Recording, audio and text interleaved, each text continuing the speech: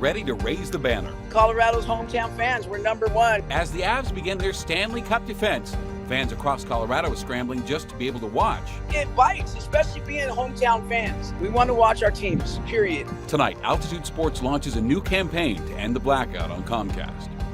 A beloved cafe in Denver's Five Points, hoping to reopen its doors. The more and more that we stay closed, the more and more I'm recognizing the importance of us actually getting open. What he says caused him to close in the first place, and how he hopes to give back once his business is back up and running.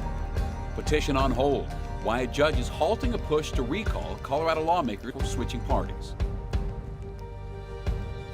And you're taking a live look at Ball Arena, where tomorrow night the Colorado Avalanche will raise their 2022 Stanley Cup champion banner into the rafters. Fans have been waiting for the Avs to return to the ice pretty much since the moment they clinched the cup back in June. But just being able to watch Avs games has been a struggle for fans all across Colorado, with Altitude Sports blacked out on Comcast. Well, now Altitude's launching a new campaign that it hopes will end the blackout. Denver 7's Christian Lopez is live outside Ball Arena tonight to help explain. Christian? Well, for the past 3 years, sports fans who have Comcast have not been able to watch the Avs or the Nuggets on their television because of this ongoing dispute between Comcast and Altitude. Well, this morning, Altitude Sports held a press conference saying that they sent an offer to Comcast 73 days ago and still have not heard back.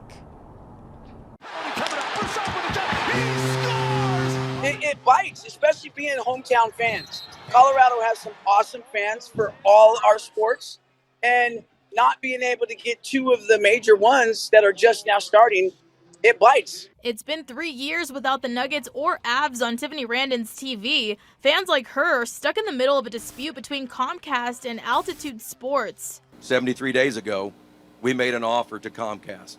We'll take the same deal as AT&T Sportsnet Rocky Mountain. Very simple.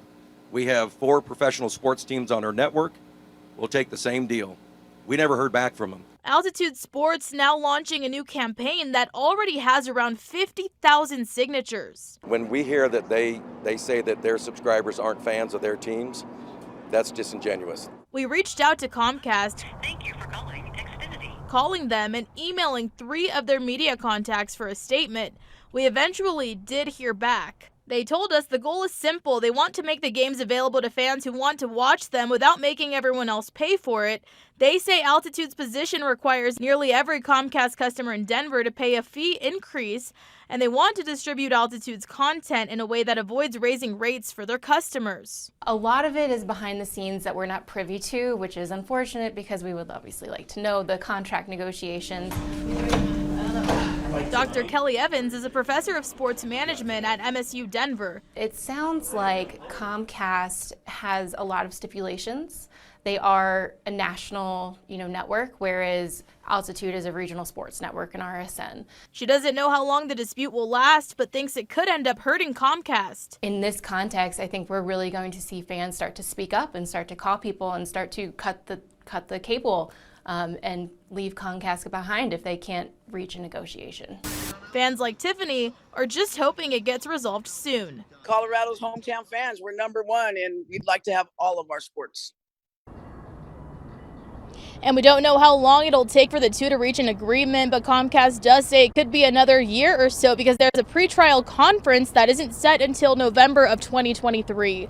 We are live in Denver this evening. I'm Christian Lopez, Denver 7. Now, Avs and Nuggets fans with Comcast will have an option to watch games this season, but they'll come with a price. Altitude Sports announced last week it reached a deal with streaming service Fubo TV. Now, Fubo TV is not cheap. The cheapest plan comes at $70 a month. The Stanley Cup has been all over the world these past few months before it makes its way back to the Hockey Hall of Fame in Canada. Paid a visit today to our morning team at Denver 7. The Cup will, of course, be part of tomorrow night's celebration at Ball Arena. And the Avs are beginning the season the same way they did last year, as the favorite to win the Stanley Cup. And I don't think that comes as a shock to anyone, right? Still, I checked FanDuel Sportsbook just before the newscast, found the Avs have the best odds to hoist the Stanley Cup next summer. Carolina Hurricanes, Toronto Maple Leafs, Florida Panthers, and Tampa Bay Lightning round out the top 5. Cale Makar is also the favorite to win another Norris Trophy as the league's best defenseman. Jared Bednar is tied with 2 others for best odds to win the Jack Adams Trophy as the league's best coach. Now, it was a theme song for the Avs' run to the Stanley Cup, and now the band behind us, the song, All the Small Things, is coming to the home of the Avs.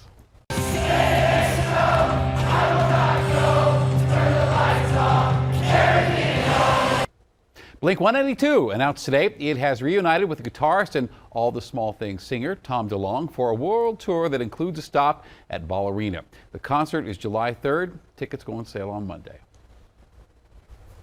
A Denver judge is ordering a hold on a petition to recall State Senator Kevin Priola. Recall efforts began after Priola switched parties from Republican to Democrat. Priola currently represents District 25 in Adams County, and because of redistricting, he will begin representing District 13 when the legislative session begins in January. The Secretary of State's office had allowed signatures to be collected in Priola's new district. However, a judge has ruled Priola can only be recalled by those he currently represents. So that means signatures cannot be collected until January, when Priola officially begins representing District 13. In a statement, the group organizing the recall said it plans to appeal the ruling. Well, President Biden is going to be in Colorado tomorrow to designate Camp Hale in Eagle County as a national monument. Now, Biden has expanded national monuments before, but this will be the first time he actually creates one. Camp Hale near Leadville served as a training site for the 10th Mountain Division, which fought in the mountains of Italy during World War II. And Denver 7 will have coverage of the president's visit all day long tomorrow. Well, happening right now, the committee tasked with considering name changes for Colorado's geological formations is discussing renaming Mount Evans. Now, Mount Evans is named for John Evans, the territorial governor who authorized the Sand Creek Massacre that killed hundreds of Cheyenne and Arapaho people.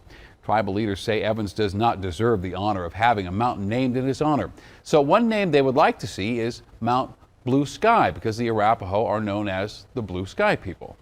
We need a name that can just stay what it is and mean what it is. And I think Blue Sky is the perfect name. Getting approval from the Geographic Naming Advisory Board, just one step in a process that could take months. The governor and federal leaders would also have to sign off on any change. A beloved cafe in Denver's Five Points neighborhood is hoping to get back in business. Coffee at the Point closed its doors on East 26th Avenue 2 months after its owner ran into some financial trouble. As Denver 7's Micah Smith is finding out, he is not only hoping to get his cafe back off the ground, but also give back to the community.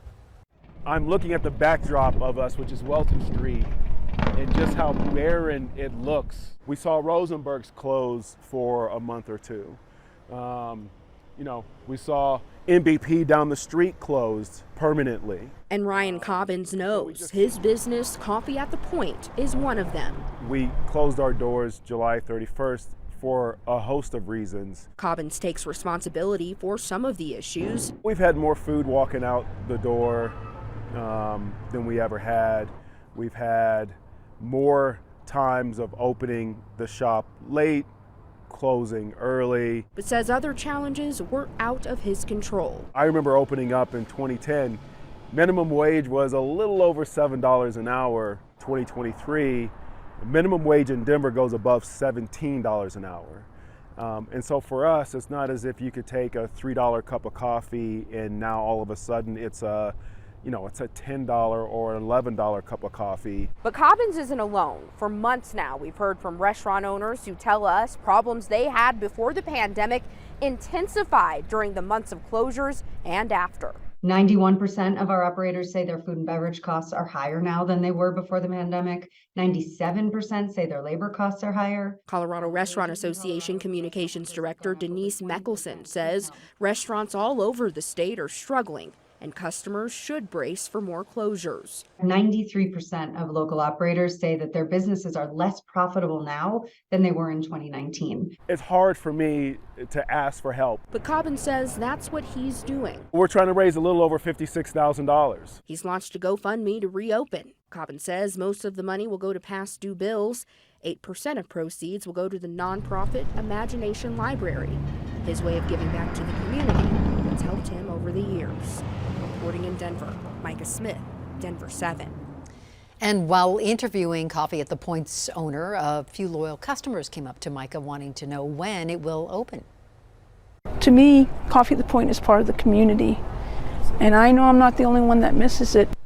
Owner Ryan Cobbin says the goal is to reopen by the end of October. So let's give you a different perspective here from another cafe feeling similar impacts, which ultimately resulted in the community coming together to help them keep their doors open.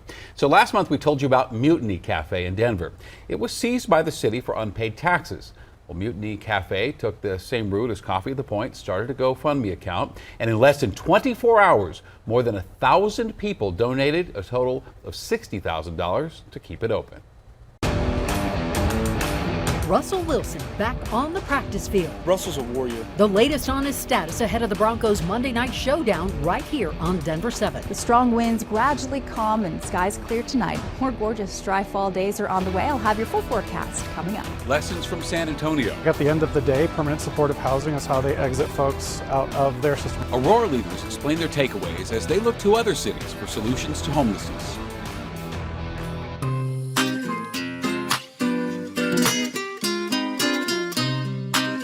My name is Cindy de la Torre. My roots are from Jalisco, Mexico, and the reason why I celebrate Hispanic Heritage Month is to celebrate family and most importantly, our contributions to the entire community as a whole.